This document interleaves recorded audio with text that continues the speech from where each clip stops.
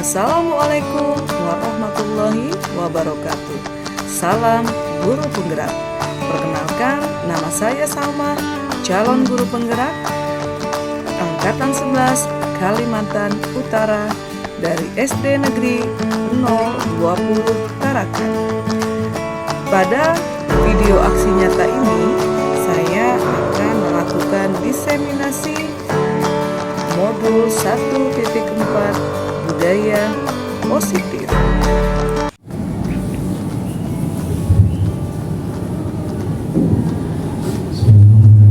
Assalamualaikum warahmatullahi wabarakatuh. Waalaikumsalam warahmatullahi wabarakatuh. Salam sejahtera bagi kita semua. Alhamdulillah, puji syukur atas nikmat kesempatan dan kesehatan yang Allah berikan kepada kita, sehingga kita masih diberi kesempatan untuk berkumpul dalam acara seminar pada pagi hari ini. Tidak lupa salawat serta salam tidak henti tercurah kepada junjungan kita Nabi Muhammad SAW, karena telah membawa kita semua dari zaman jahiliyah menuju zaman yang dan benar. Yang terhormat Kepala Sekolah Dasar Negeri 020 Tarakan, Ibu Sri Lestari Sarjana Pendidikan, dan yang saya hormati kepada seluruh para hadirin yang sudah hadir di dalam acara diseminasi ini. Hadirin yang berbahagia, sebelum mengawali seminar diseminasi budaya positif agar berjalan dengan kondusif, marilah kita membaca doa sesuai dengan agama dan kepercayaan masing-masing. Kepada Bapak Riki Adrian dipersilakan.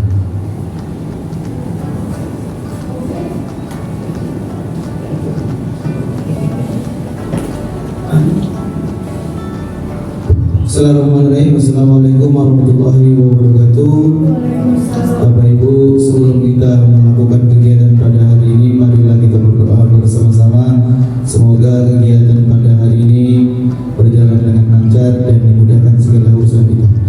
Marilah kita mengawalinya dengan membaca surah Al-Fatihah. Ila hadratin Nabi Mustafa Rasulullah sallallahu alaihi wasallam. Al-Fatihah.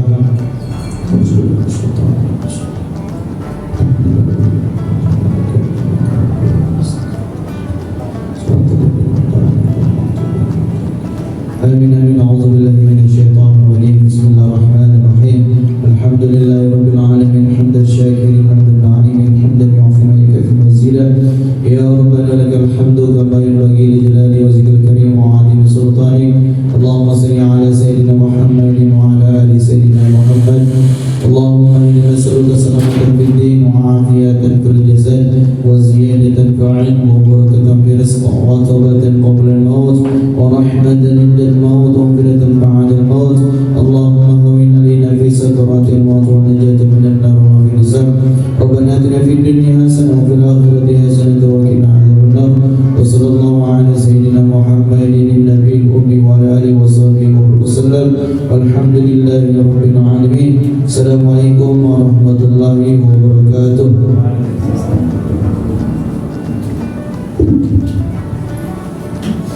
Terima kasih Bapak Riki atas doanya. Semoga hari ini acara berjalan dengan lancar.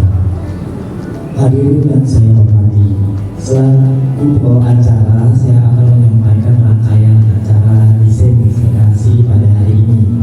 Antara lain, pertama yaitu pendahuluan, yang kedua pembacaan doa, ketiga sambutan-sambutan, dan yang terakhir adalah penutup. Ya, marilah kita buka acara hari ini dengan mendengarkan sambutan yang pertama. Sambutan yang pertama yaitu dari Kepala Sekolah Dasar Negeri 020 Tarakan oleh Ibu Sri Lestari Sarjana Pendidikan. Kepada Ibu dipersilahkan.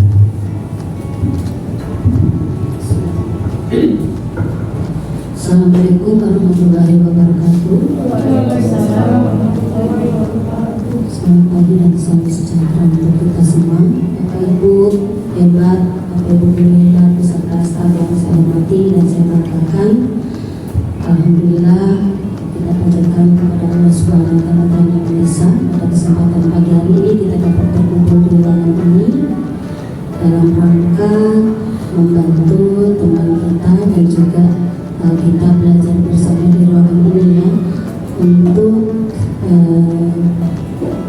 bersama-sama kita mengingat kembali, bersama-sama kita menyemangati diri yang nanti akan disampaikan oleh Ibu Salma mengenai budaya positif di sekolah.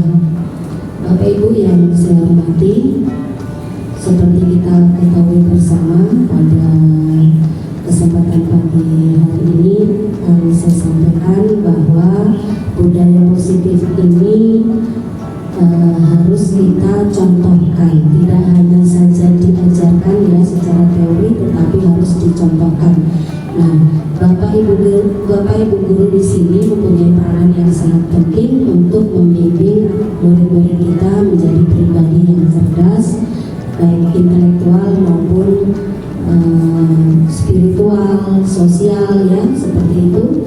Dan Bapak Ibu guru lah yang akan bisa mengajak langsung murid-muridnya untuk menjadi generasi yang bertanggung jawab tentunya ya. Selanjutnya untuk Bapak Ibu sekali lagi saya mohon kesediaannya untuk mengikuti kegiatan ini dengan sungguh-sungguh sampai selesai. Saatnya nanti kita juga akan saling membantu karena di sekolah ini tentunya kerja tim. Kalau Ibu Salma sendiri yang bergerak, ini sudah bagus ya, sudah bergerak, tergerak dan menggerakkan gitu ya Bu ya. Dengan semakin banyak teman-teman yang tergerak kemudian juga menggerakkan, maka insya Allah apa yang menjadi tujuan kita bersama akan lebih mudah tercapai. Dan juga mohon maaf nanti kiranya saya tidak bisa membersamai sampai usai karena kebetulan saya ada undangan dari Dinas Pendidikan, ada pertemuan hari ini, sehingga saya hanya bisa berharap ke teman-teman untuk dapat mengikuti dengan baik dengan penuh tanggung jawab. Tentunya banyak manfaat yang akan kita dapatkan dari kegiatan ini. Itu saja yang bisa saya sampaikan. Mohon maaf apabila ada hal yang kurang berkenan. Saya Assalamualaikum warahmatullahi wabarakatuh.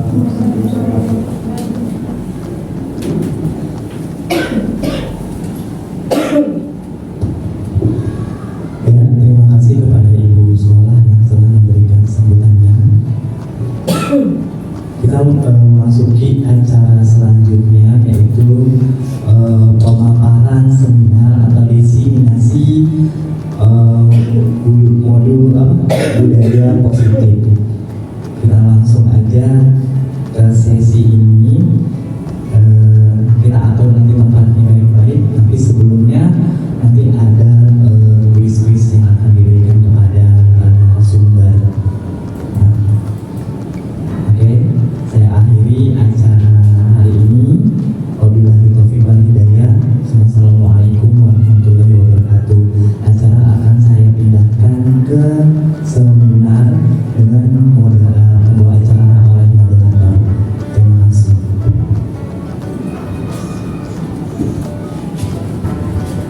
Istirahat makan dulu, minum dulu, teman-teman.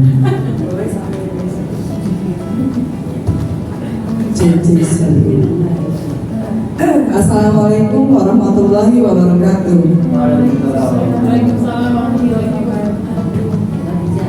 Ya, saya ucapkan terima kasih banyak teman-teman sudah ikut membantu saya atau hadir di acara diseminasi budaya positif yang sudah saya lakukan khususnya di kelas dan beberapa kali di sekolah.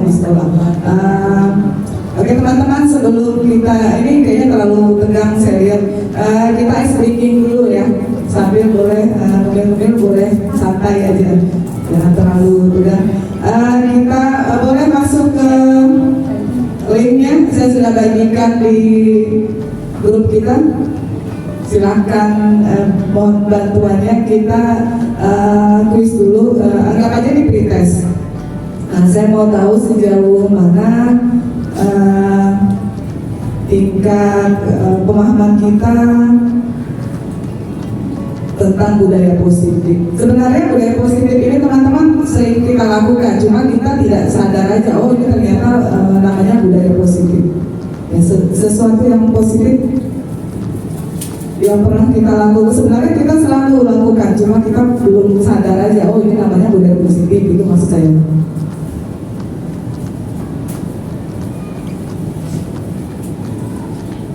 Sudah ada yang masuk?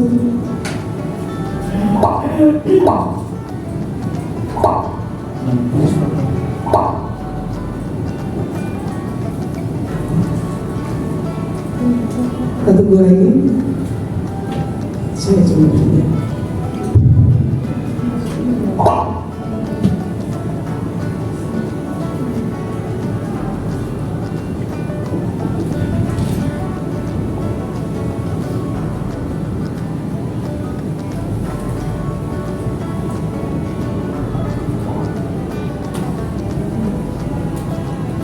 Boleh nanti bisa link apa saja. Coba.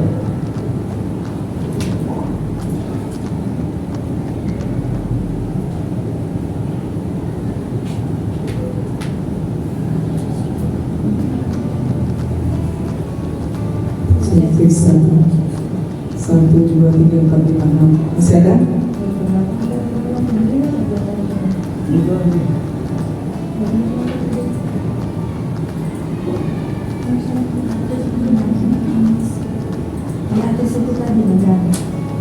Di bawah.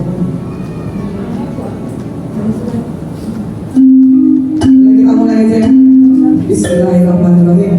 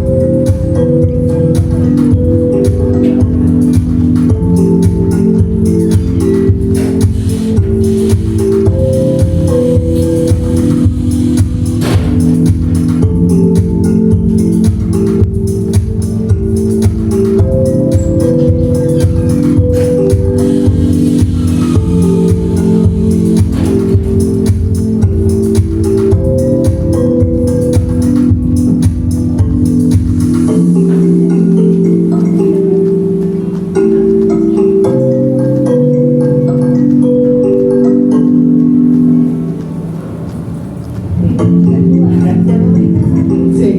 Oke. Di sini pemenangnya Pak Iksan ya. Berarti Pak Iksan sudah menerapkan budaya positif di lingkungan beliau. Ya, bisa dikualitas. Oke, terima kasih teman-teman atas partisipasinya. Yang ini hanya sekedar tes dari kita. Oke, terima kasih Pak Iksan dan kemudian disusul Ibu Ani ya, kemudian ada Ismi ya. Terima kasih. Saya akhiri teman-teman quiznya atau pretestnya. Saya langsung ke materi hari ini adalah diseminasi modul 1.4 budaya positif yang sudah saya terapkan di kelas, dan ini menjadi salah satu tugas di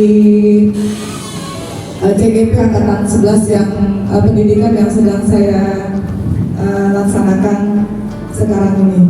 Pak Dian boleh bantuannya? Saya berdiri dulu.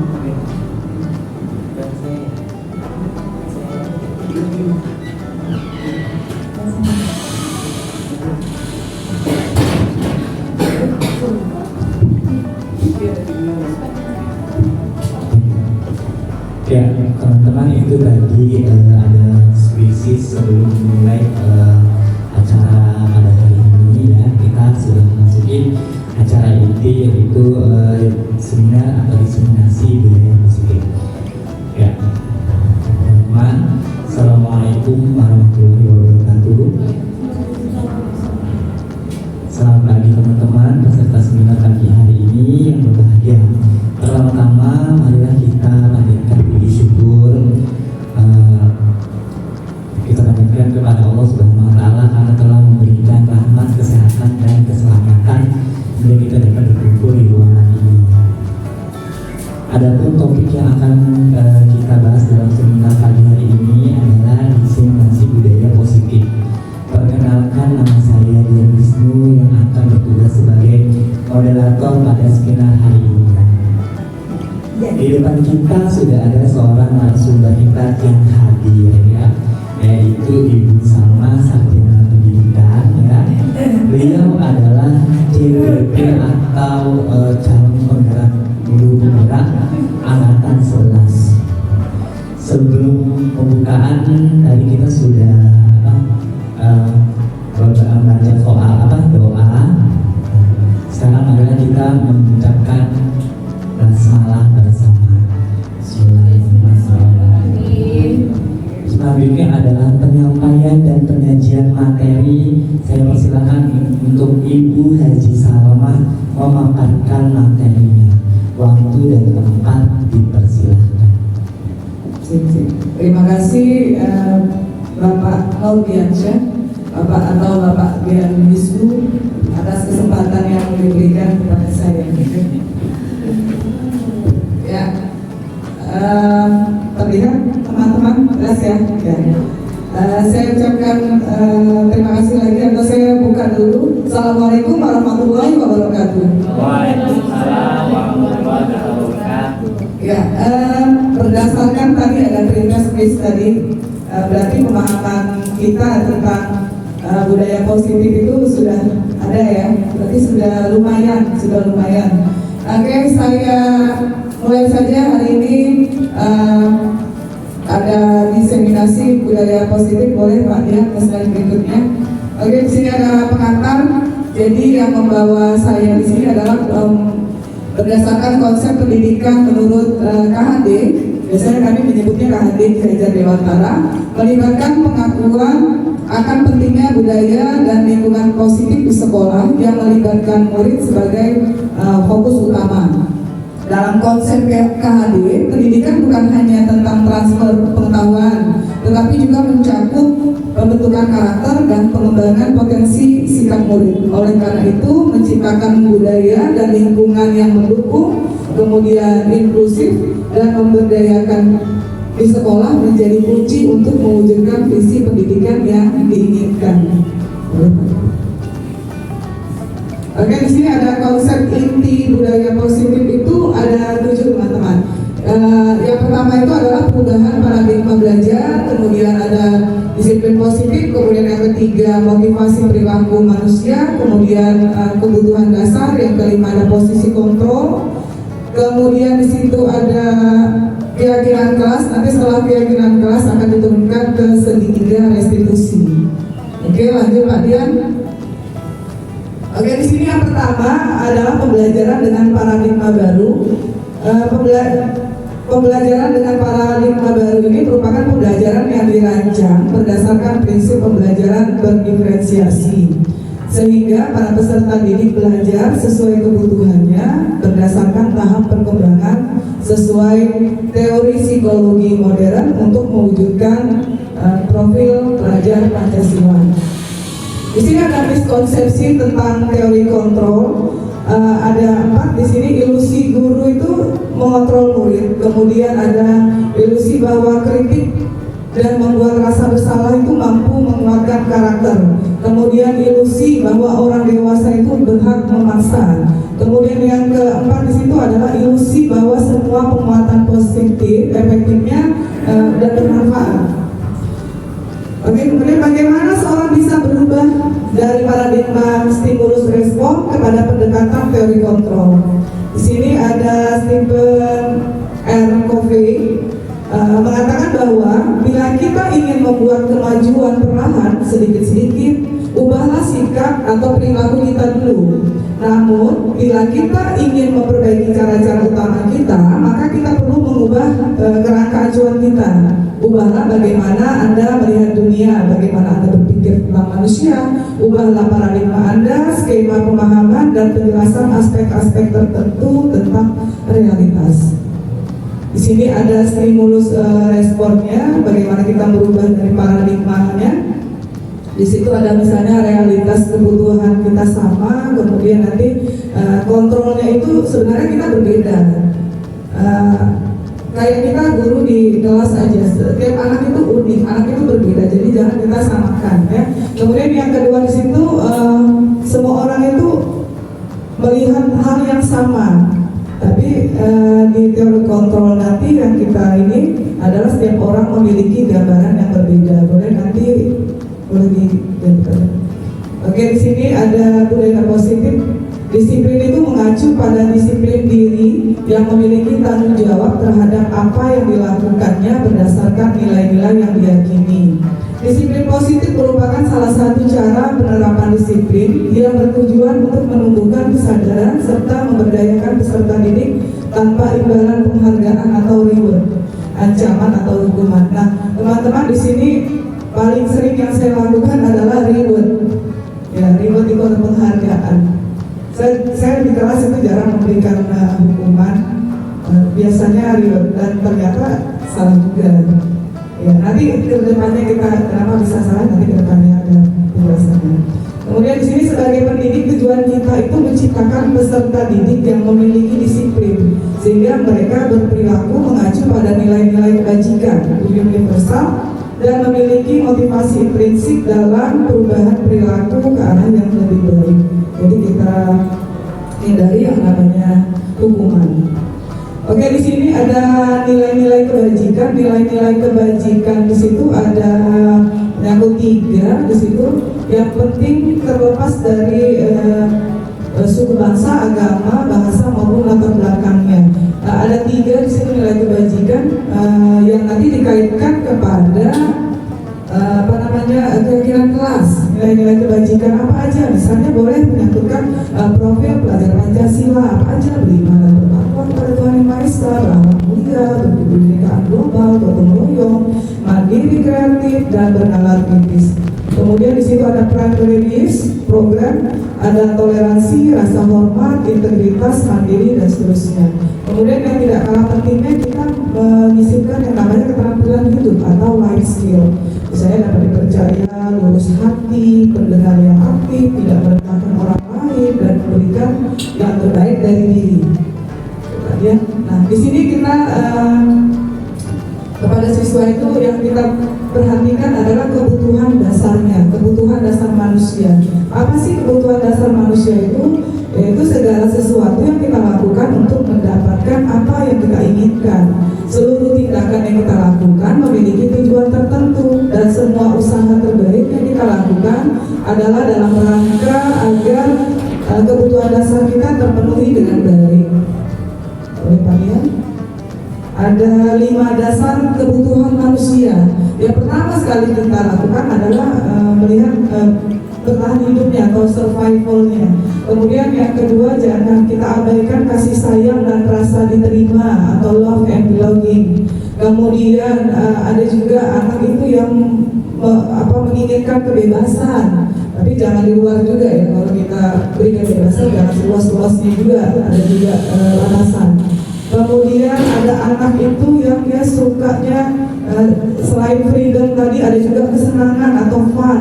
Kemudian ada penguasaan atau disebut power. Biasanya anak-anak ini dia suka mengasih garang, suka bersenda gurau, suka lucu gitu. Ya. Kemudian di sini ada motivasi perilaku manusia. Apa aja motivasinya? Yang pertama untuk menghindari ketidaknyamanan atau hukuman. Kemudian yang berikutnya untuk mendapatkan imbalan atau penghargaan dari orang lain. Kemudian yang ketiga untuk menjadi orang yang mereka inginkan dan menghargai diri sendiri dengan nilai-nilai yang mereka percaya.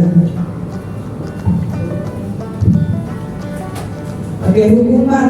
Apa sih hukuman itu? Hukuman itu biasanya datang tiba-tiba, kita rencanakan. Misalnya melihat anak lagi berbuat salah, ya kita langsung hukum, itu namanya hukumannya.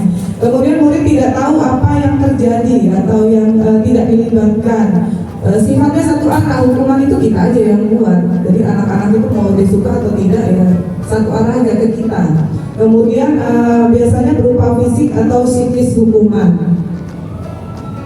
Ada konsekuensi, jadi ada beda hukuman dan konsekuensi ini pemahaman lagi. Misalnya yang pertama ada terencana atau disepakati sesuai peraturan. Biasanya ini keyakinan kelas ya, larinya keyakinan kelas. Kemudian murid tetap dibuat tidak nyaman. Kemudian sikap guru selalu memonitor muridnya. Nah, sekarang kita ke restitusi. Nah, restitusi itu adalah proses menciptakan kondisi bagi murid untuk memperbaiki kesalahan. Kemudian proses yang berkolaboratif, kerjasama, mengajarkan murid untuk mencari solusinya sendiri. Jadi kalau dia berbuat salah, kita bagaimana caranya komunikasi dua arah, itu satu arah sama dia, cari solusinya bagaimana gitu. Libatkan anak. Ada 5 posisi kontrol kita sebagai guru. Ya, yang paling banyak kita lakukan atau mungkin semoga kedepannya sudah tidak kita lakukan, penghukum. Guru itu kebanyakan sebagai penghukum.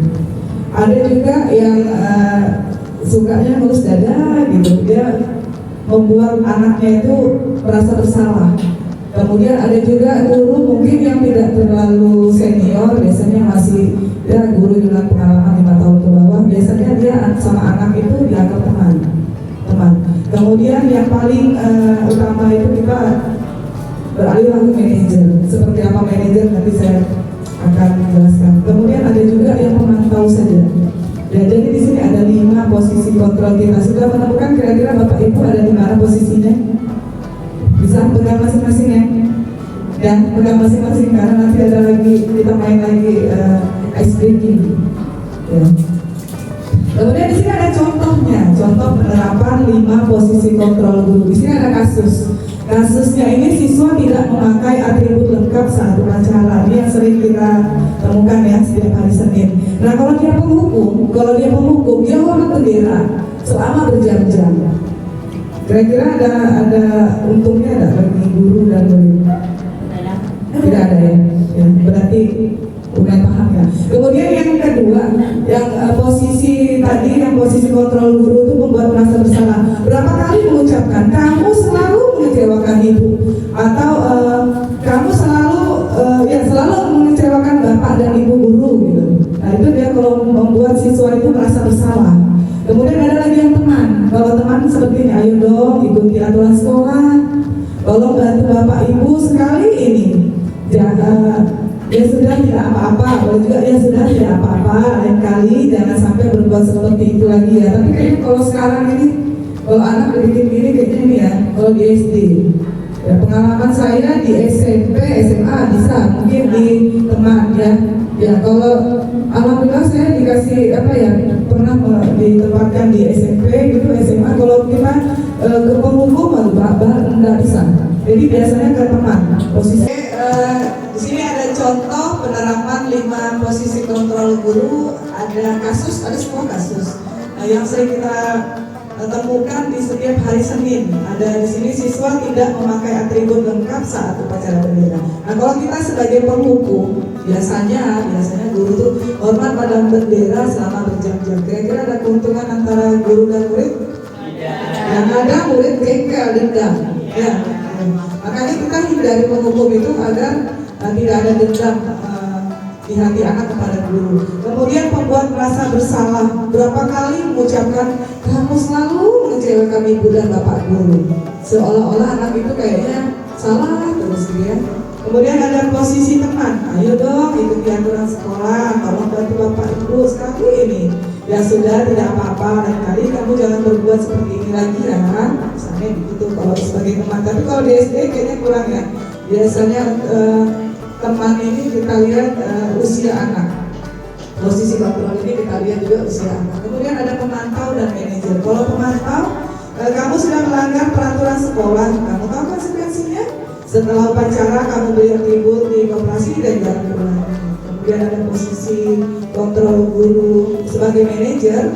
Apakah kamu tahu kesalahanmu? Kira-kira bagaimana kamu memperbaiki kesalahanmu? Di sini masih sama aja, cuma kasusnya aja yang berbeda. Kemudian bagaimana di sini tentang membuat keyakinan kelas. Keyakinan kelas yang pasti yang kita sudah ketahui bersama pasti membuat dalam bentuk atau kalimat yang positif ya. Misalnya satu bersifat abstrak. Kemudian yang kedua berupa pernyataan yang universal, menyeluruh. Kemudian yang ketiga dibuat dalam pernyataan positif yang saya ucapkan tadi. Kemudian sedikit saja agar mudah diingat, kalau banyak nanti susah mengingat apalagi untuk kelas rendah. Kemudian di sini ada sesuai dengan kondisi kelas dan sekolah sehingga mudah diterapkan. Yang berikutnya semua warga sekolah atau di kelas itu dilibatkan saat membuat keyakinan kelas. Kita lanjut ke segitiga restitusi. Di sini adalah pengertiannya itu intinya, bukan pengertian intinya itu dialog antara guru dan murid. Si guru ini menyelesaikan satu kasus yang muridnya bersalah. Jadi output yang dihasilkan nanti murid yang mandiri dan bertanggung jawab. Oke, ada 3 tahapan restitusi. Yang pertama menstabilkan identitas, kemudian validasi tindakan yang salah, kemudian menanyakan keyakinan. Boleh Pak Dia? Oke, tahapan yang pertama adalah menstabilkan identitas. Kata-katanya berbuat salah itu tidak apa-apa dan seterusnya. Nanti lebih dipahami, mungkin nanti ada praktek segitiga restitusi yang sudah saya lakukan bersama murid saya. Mulai yang kedua Pak Nia, tahapan yang kedua ini adalah validasi tindakan yang salah. Contoh kalimatnya, kamu pasti punya alasan mengapa melakukan itu. Yang ketiga Pak Nia, tahapannya adalah menanyakan keyakinan. Makanya sebelum membuat segitiga restitusi itu kita harus pastikan kita sudah membuat keyakinan kelas dulu bersama siswa. Jangan tiba-tiba kita buat restitusi tapi kita tidak punya keyakinan kelas di dalam kelas itu, kita tidak pernah menempelkan. Jangankan menempelkan, dialog aja tidak gitu sama anak.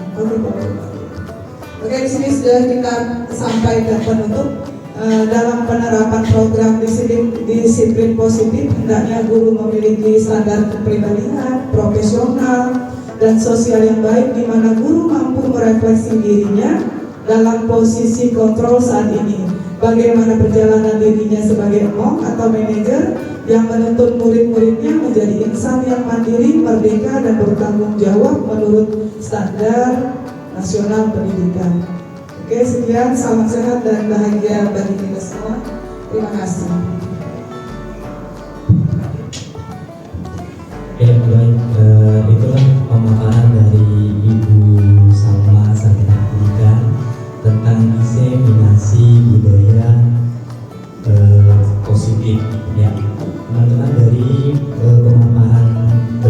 tadi, mungkin kita masuk ke acara selanjutnya, yaitu kita akan memasuki sesi tanya jawab.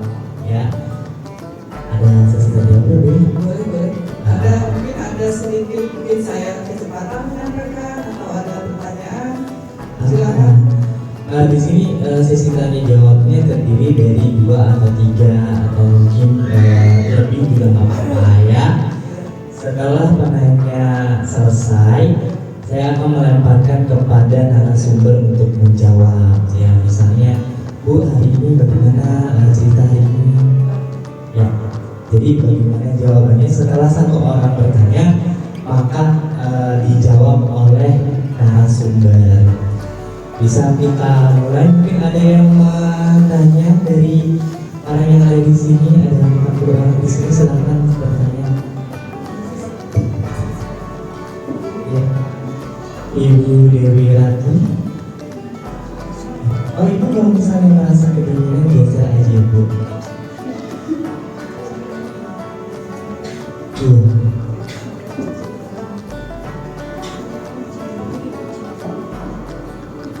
Iya, saya pindah ke sini biar kelihatan.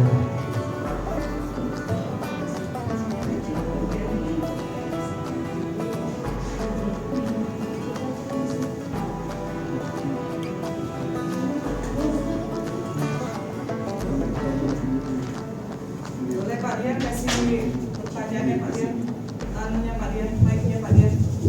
Saya bertanya. Iya. Ibu sebutkan nama yang lengkapnya beda. Assalamualaikum warahmatullahi wabarakatuh. Nama saya Citra Amalia. Saya ingin bertanya kepada Ibu Salma. Yang pertama yang ingin saya lakukan, yang ingin saya tanyakan, apakah praktik segitiga restitusi yang pernah Ibu Salma lakukan sudah berhasil dan siswa tidak mengulangi perbuatannya lagi? Terima kasih. Assalamualaikum. Waalaikumsalam. Nah, ini saya pending dulu ya. Ini kebetulan ada pertanyaan tentang praktik segitiga restitusi. Oke Pak Dian, mungkin boleh ditampilkan ada video praktik segitiga restitusi di bawah. Langsung ke tengah aja. Sini.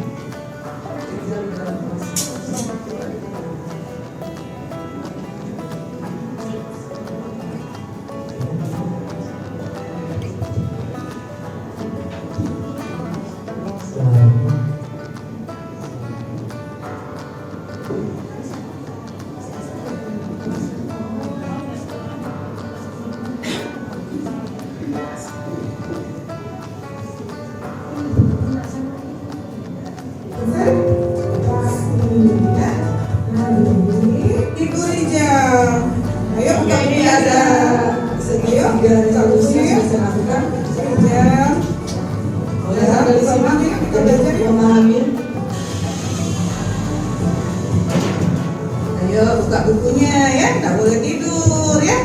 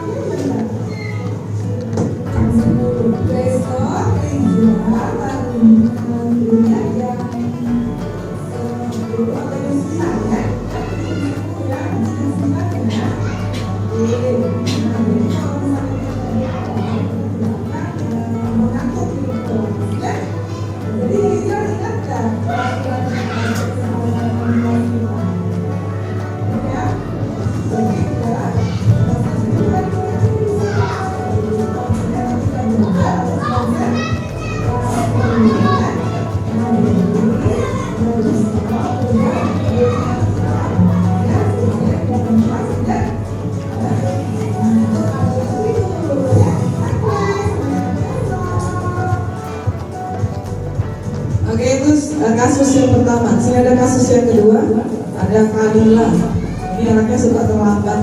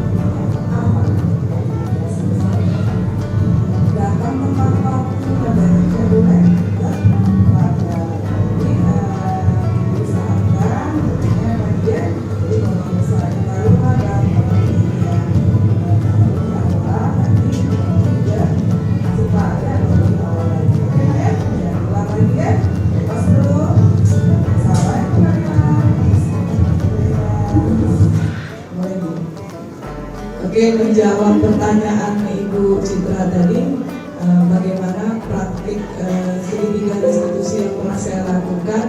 Ya, saya pernah lakukan kepada 2 siswa saya. Alhamdulillah, namanya kelas 1 ya Bu Citra ya, kadang-kadang dia paham, kadang-kadang dia mengulanginya lagi. Kalau untuk kasusnya Kalila, alhamdulillah sudah.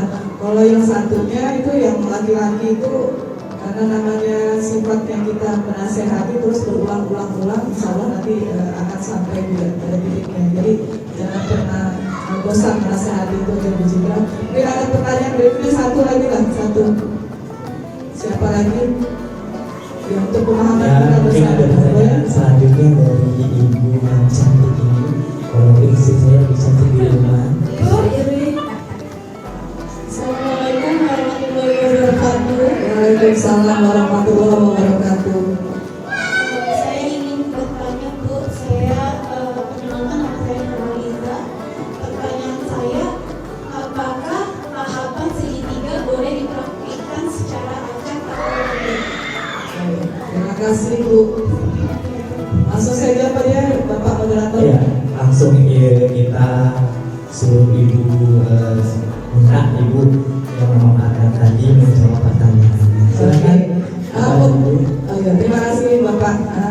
Jadi untuk tahapan 3 tahapan tadi yang menstabilkan identitas ya, itu boleh kita, tidak harus berurutan. Yang penting kita tahu koridornya saja, jangan patokan sama urutan, jangan. Tapi kita bisa kita rangkum nggak apa-apa. Yang penting jangan. Yang penting kita tahu koridornya saja, jangan patokan sama urutan, jangan. Tapi kita bisa kita rangkum nggak apa-apa. Yang penting jangan di luar dari ya segitiga itu ya. Makasih pertanyaannya. Mungkin berikutnya Pak Dian. Masih ada yang mau bertanya mungkin? Ya, Sama mungkin nanti sudah cukup. balik layar insyaallah. Oke, kalau itu kalau tidak ada yang bertanya, mungkin ada pertemuan selanjutnya, mungkin ada. Silakan ibu bertanya sebanyak-banyaknya ya. Tempat balik Pak. Iya, ibu selanjutnya mungkin kita akhiri dari seminar kita ini ya, yang bertemakan diseminasi budaya positif ya. Mari kita akhiri dengan mengucapkan alhamdulillah ya. Sebentar, mungkin ada sedikit kata-kata untuk hari ini. Oh, ada umpan balik. Oh, mohon maaf ya, ada umpan baliknya. Mohon untuk ditulis umpan baliknya agar kita tahu atau penyaji akan tahu bagaimana ke depannya.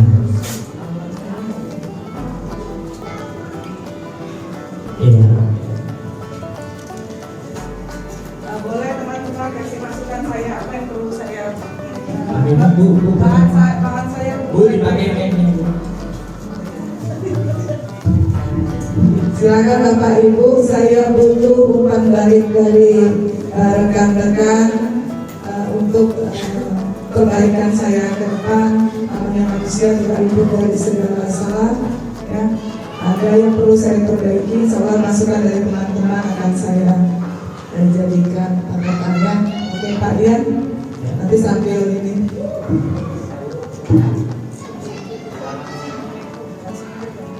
Ya, dikumpulkan setelah diumpan ditulis baliknya dan silakan kepada penyaji acara seminar ini.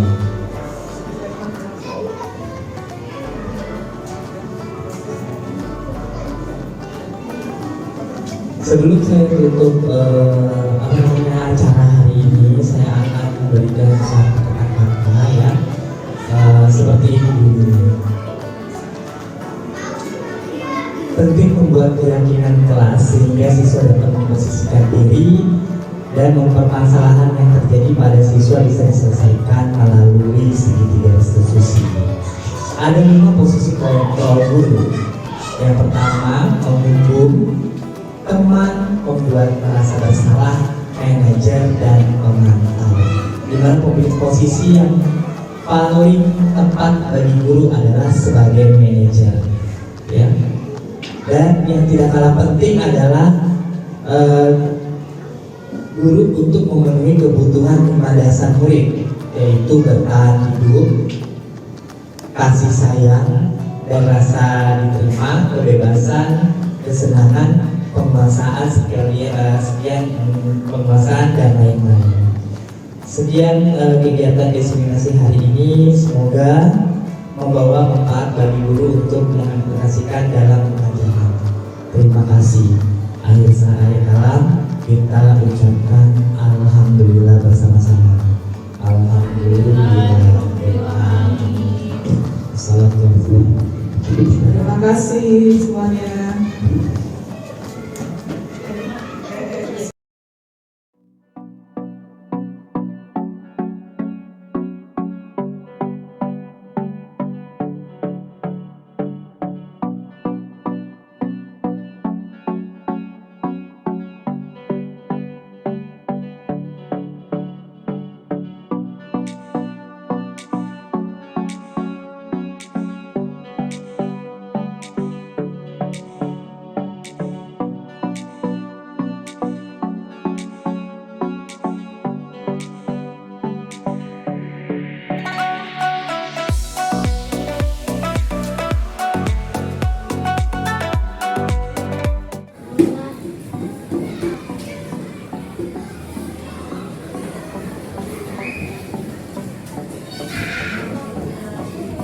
Loh, Rijal kok tidur, Rijal?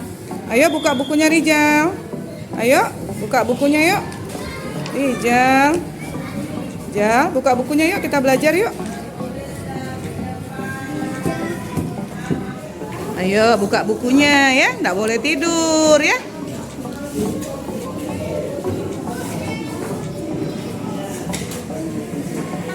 Assalamualaikum, Rijal. Bagaimana perasaan hari ini? Senang? Senang? Sudah makan tadi siang?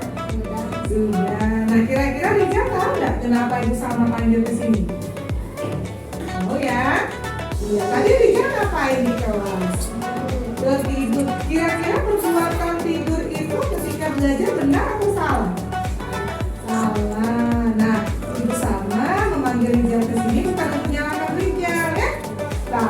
Salma mau cari jalan keluar. Bagaimana caranya agar Rizal tidak tertidur lagi di dalam kelas ya? Ibu mau tanya, Rizal kalau tidur malamnya jam berapa? Jam 10. Besok Rizal bangun tidurnya jam 10 atau jam 9 ya? Kan tadi jam 10 ya, nanti jam 9 ya. Oke. Nah, jadi kalau misalnya kita tidur awal, kita tidak akan mengantuk nih kelas ya. Nah, jadi Rizal ingat nggak peraturan kita atau kesepakatan kelas kita?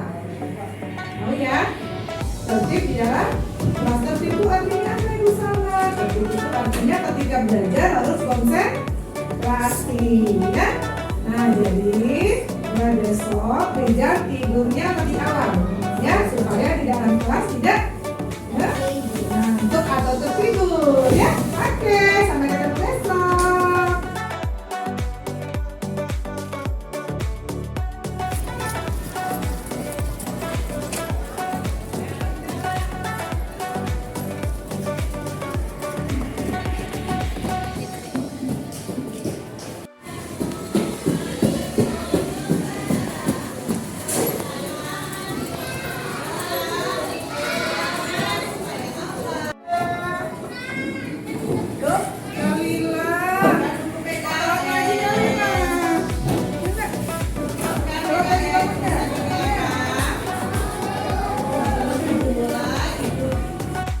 Assalamualaikum Kalila. Bagaimana perasaannya hari ini? Nah? Nah? Ya. Kira-kira Kalila tahu nggak kenapa harus sama Kalila? Tahu ya? Kenapa alasannya? Nah, tadi pagi kenapa?